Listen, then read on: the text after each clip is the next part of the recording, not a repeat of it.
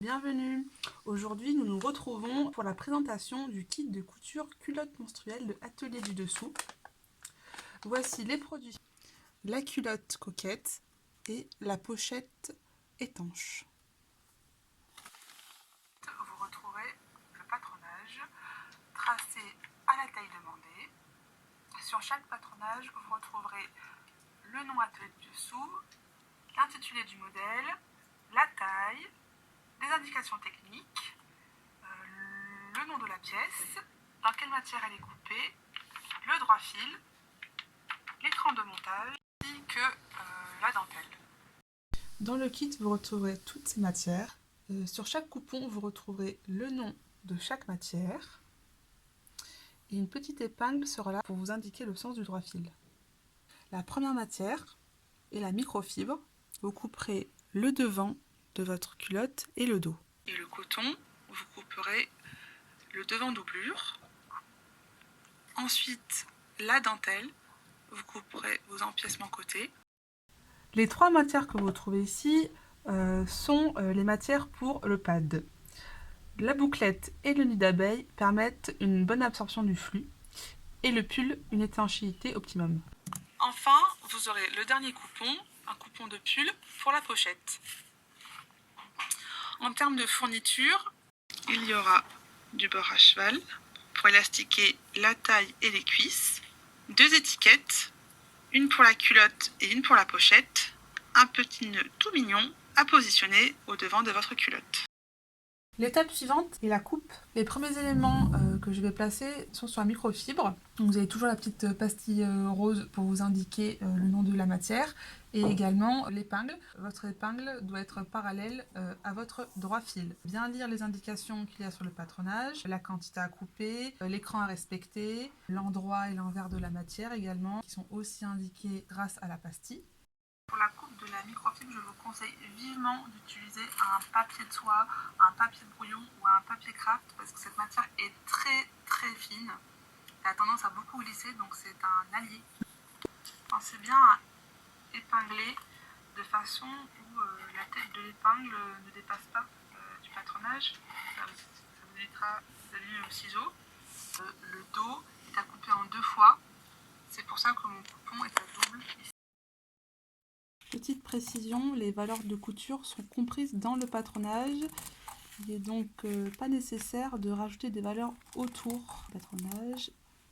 Et dans un deuxième temps, petit point technique, l'écran sortant, bien s'appliquer. Et même, n'hésitez pas à changer de ciseaux si les vôtres sont trop gros pour gagner en précision.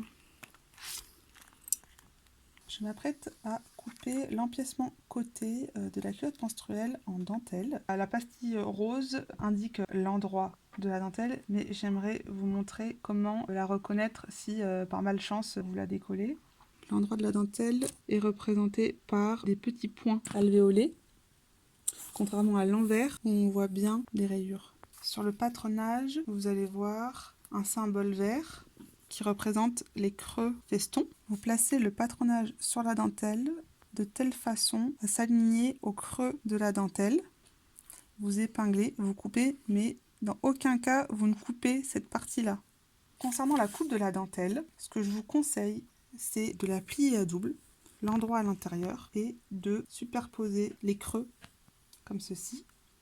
Et ensuite, de venir placer votre patronage dans les creux. Ensuite, vous épinglez, vous coupez tout le tour de la pièce. La coupe est finie. Petit conseil pour ne pas mélanger l'endroit et l'envers, vous pouvez reporter les pastilles roses sur vos morceaux ou, en enlevant le patronage, revenir planter délicatement une petite épingle pour signifier l'endroit du tissu, pour ne pas tout mélanger. De plus, concernant l'écran sur le patronage de la pochette, pensez bien à faire des petits crans entre 3 et 4 mm pour qu'ils soient bien pris dans les valeurs de couture. La coupe de la culotte menstruelle est finie.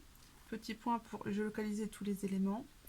Nous avons les découpes côté en dentelle, le devant en microfibre, le devant doublure en coton, le pull, le nid d'abeille, la bouclette et le dos en microfibre assemblé milieu dos. Première opération, superposer le nid d'abeille et la bouclette. Je vous conseille de passer ces deux éléments sous machine nid d'abeille vers vous pour faciliter le travail. Je travaille avec une belle-mère, c'est un échantillon, petit morceau, chute de tissu. Ça me permet de commencer à piquer dessus, d'entraîner mon travail derrière. La piqûre se fait à point large, point droit, point large, le plus large possible, à 3 mm du bord. Épingler si vous le souhaitez, vous devez bien arriver bord à bord à la fin de la piqûre. Je continue de travailler avec ma belle-mère et à enchaîner avec mon travail. Ne pas tirer, laisser aller sous la machine en restant à 3 mm du bord. Bien mettre cran sur cran. La première opération est terminée. Deuxième opération, assembler mon pad bouclette nid d'abeille assemblé précédemment avec mon pad pull, comme ceci. Pensez bien à enlever les gommettes au fur et à mesure. C'est parti. L'opération est identique à la précédente. Réglez votre machine piqueuse plate à grand point et piquez à environ 3 mm du bord. Si vous le souhaitez, vous pouvez évidemment épingler. Ma deuxième opération est presque finie. J'ai assemblé côté par côté. Troisième opération, surfiler le haut du pad. Je suis sur une surjeteuse.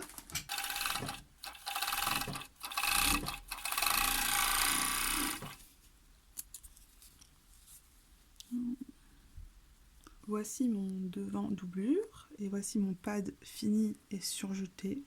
Je vais maintenant plaquer mon pad sur mon devant coton, sur l'envers, comme ceci. J'assemble mon pad fini sur mon devant coton, mon devant doublure, toujours à grand point et toujours à environ 3 mm du bord. Bien faire attention au cran sortant qui vous indique l'arrivée de votre pad. J'ai fini d'assembler un côté, je sors mon travail, je continue de l'autre côté en bien alignant mon pad sur le cran. Je fais la même chose sur le bas, bord à bord, en respectant mon cran sortant qui est là. Après avoir plaqué mon pad sur mon devant coton, mon devant doublure, ici, là et là, je viens surpiquer. L'opération suivante consiste à piquer le haut du pad sur le devant doublure. La piqûre doit être au milieu du surjet. Dans les opérations, ce n'est pas nécessaire de faire des points d'arrêt au début, à la fin de la piqûre, car la couture va être ensuite prise dans une autre couture, donc ce n'est pas nécessaire. Ensuite, nous avons notre devant microfibre et notre devant doublure coton. Nous allons les assembler envers contre envers. Ensuite, nous avons notre devant microfibre et notre devant doublure coton. Nous allons les assembler envers contre envers, comme ceci. Petit point, c'est totalement normal que ma longueur de microfibre soit plus courte que ma longueur de coton. Il faudra tendre au montage. Ça évitera qu'au porté, vous ayez un surplus de matière. Vous allez donc assembler ces deux morceaux tout le tour à grand point à la piqueuse plate. N'oubliez pas d'enlever les pastilles. Pour cette opération, je vous conseille d'épingler et de bien mettre les épingles perpendiculaires à la forme du patronage. Ça vous permettra de passer votre aiguille facilement sans risque de casse d'aiguille. Pour simplifier la piqûre, je vous conseille de coudre sur le coton. Je suis au niveau des côtés et vous voyez qu'il y a un décalage. Prenez la micro et vous la tirer jusqu'au bord du coton.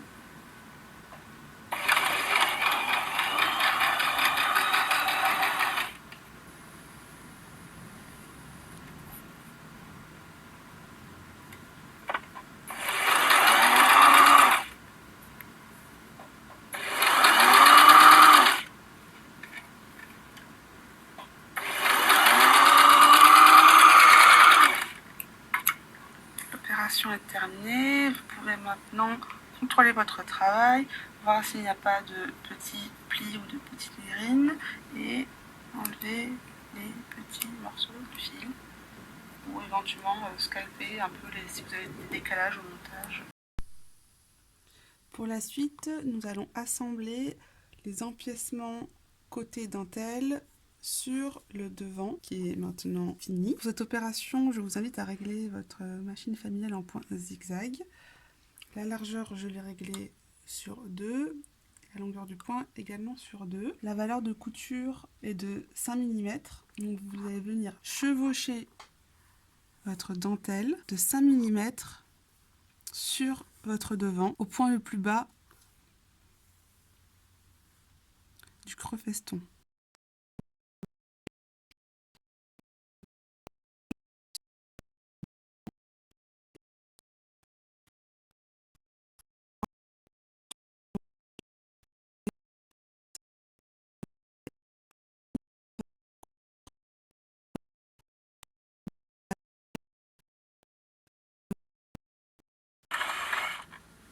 Faire bien attention par transparence, appliquer toujours sur le devant.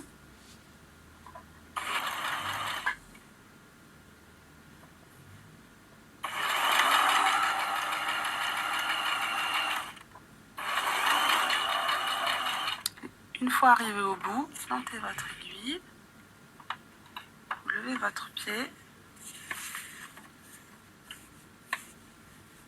et vous repartez en suivant les écailles. Votre point zigzag doit toujours rester sur la dentelle.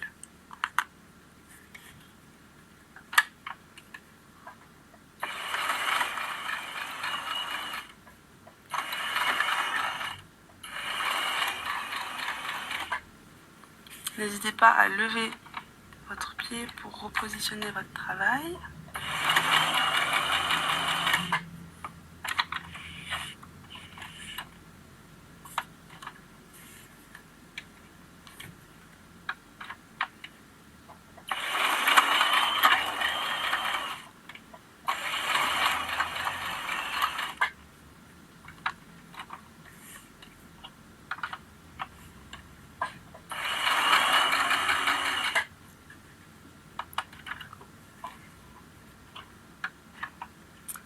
Dans l'idéal, il faudrait que votre point zigzag soit à 1 mm du bord, mais c'est toujours préférable d'être un peu plus loin que de dépasser, de piquer sur la microfibre parce que ça risque de faire des grines et de ne pas être esthétique.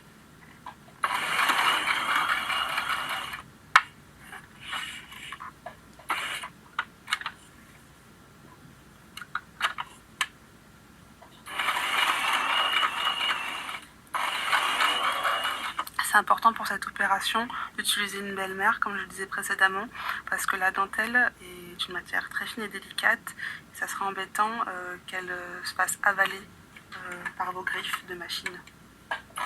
Cette opération est terminée. Donc là, nous sommes sur l'envers du travail. Votre première piqûre. Et ensuite, la deuxième, le bord des écailles.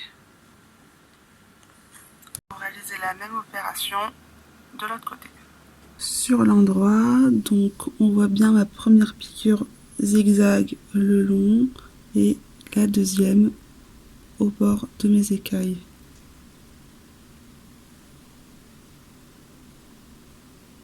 Le devant de notre culotte menstruelle est maintenant fini. Nous allons passer sur le dos où il y a une découpe du dos assemblée à la surjeteuse 4 fils. Assemblons ça endroit sur endroit.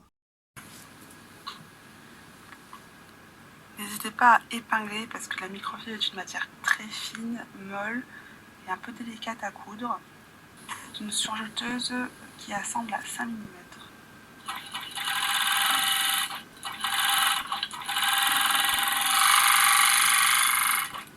Une fois l'opération finie, vous pouvez contrôler que votre couture soit bien plate, pas déformée, pas trop foncée.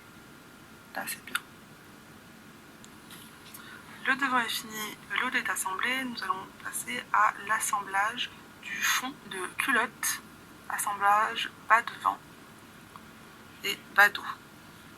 Nous sommes sur l'endroit, nous assemblons endroit sur endroit en respectant notre cran sortant qui correspond à notre couture milieu dos. Bien bord à bord. Je vous invite à épingler avant de piquer. Nous allons maintenant surjeter.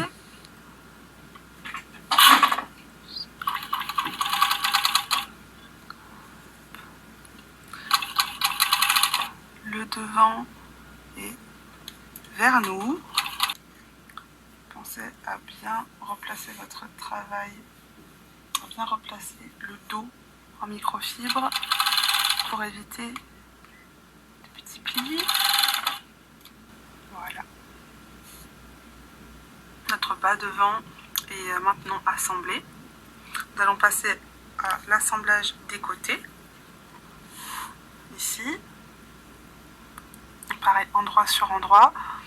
Vous pouvez l'assembler à la surjeteuse. La valeur de couture est de 5 mm. Ou, si vous ne disposez pas d'une surjeteuse, l'assembler au point zigzag très serré. Vous assemblerez la dentelle vers vous.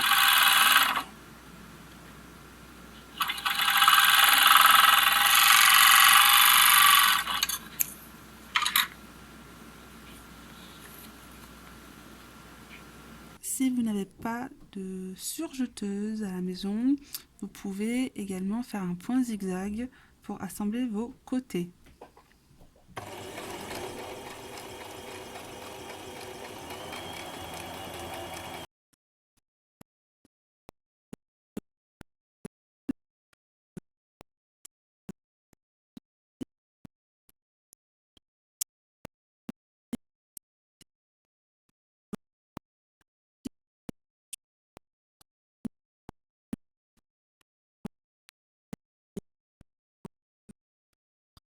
J'ai fini d'assembler mes côtés, la culotte est presque finie. Vous pouvez couper les chaînettes de votre 4 fils. Je vais maintenant élastiquer ma taille en rond et mes cuisses en rond avec du bord à cheval. Le bord à cheval est une fourniture qui est pré-pliée. Vous avez un côté mat et un côté brillant. Vous pouvez utiliser celui que vous voulez. Pour le réglage du point zigzag, je vous invite à le régler de cette façon. En largeur de point, je suis à 2,5 et en longueur de point, je suis à 1,5. Je m'apprête à élastiquer et à poser le bord à cheval sur ma taille. Nous allons commencer ici. Couture côté gauche à plat. Sur l'endroit. Je prends ma fourniture du côté que je souhaite. Donc moi j'ai choisi le côté brillant. Et je viens positionner mon travail dans ma fourniture, au fond, et je replie. Et ensuite, voilà. Donc, ça se fait de façon assez douce et lente, mais ça se fait plutôt bien. Là, je commence à piquer et le but est de piquer à 1 mm du bord de ma fourniture et de tendre légèrement pour ne pas déformer. Je tends un peu, je mets mon bord dedans et je rabats.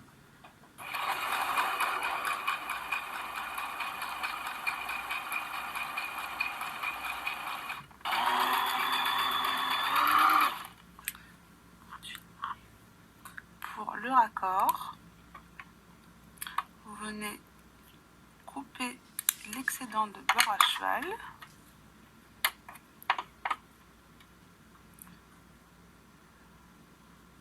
Vous venez superposer sur environ 1 cm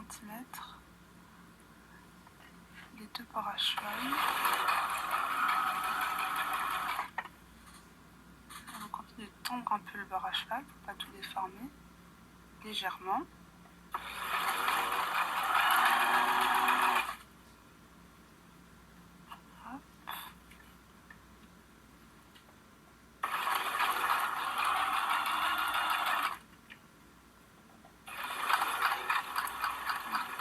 Ne surtout pas oublier le point d'arrêt.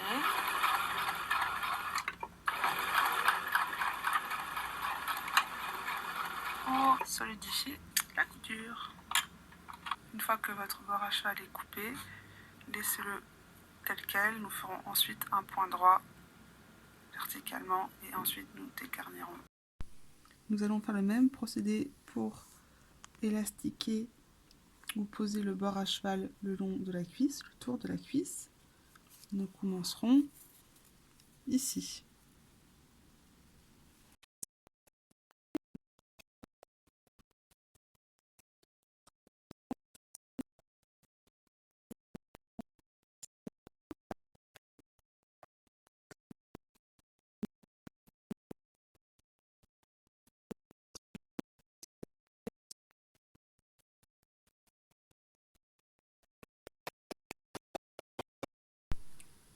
La pose de beurre à cheval, taille et cuisse est finie. C'est l'opération la plus délicate du produit. Soyez très vigilante au niveau des épaisseurs du pad, à bien dégarnir et recouper les excédents, les décalages avant la pose du beurre à cheval et bien pousser la matière au fond de la fourniture. Maintenant, nous allons passer aux finitions. Nous allons faire un petit point droit, comme je le disais précédemment, à la piqueuse plate.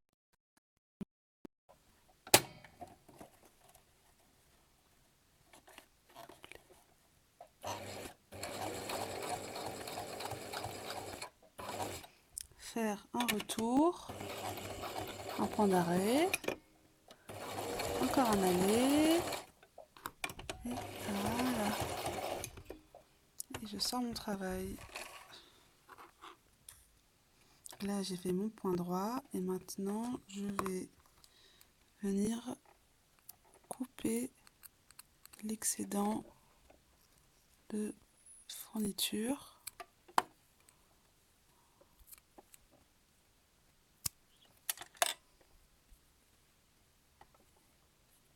Voilà.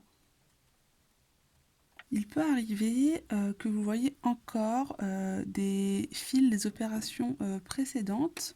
Donc, vous pouvez les enlever pour avoir une finition et une culotte plus nette.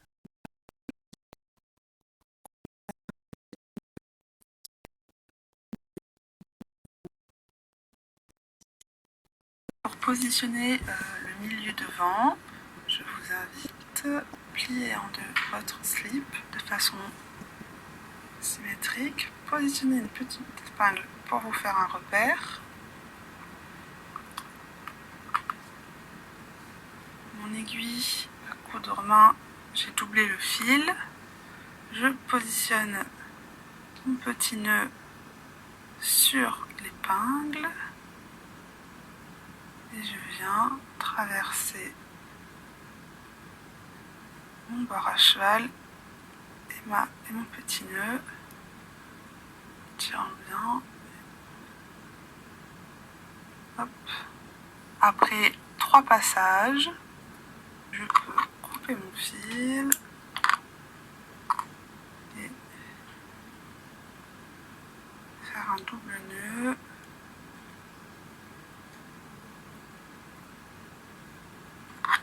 Et couper un ras.